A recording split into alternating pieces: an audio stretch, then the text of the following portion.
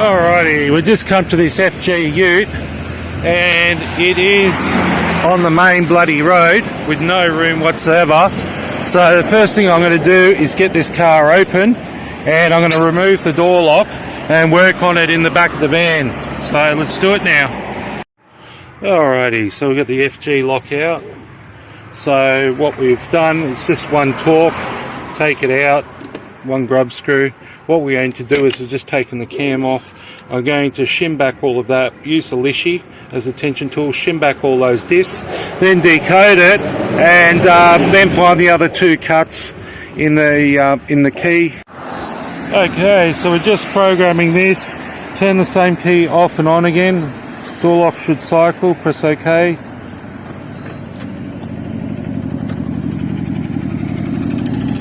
Procedure complete. Okay, take it out. Now what I like to do is open and shut the door. And let's see if the car starts.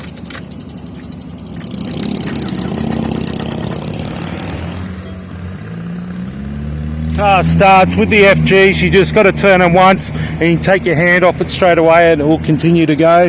So that's it. So let's just try the other key. I'll have to glue it in.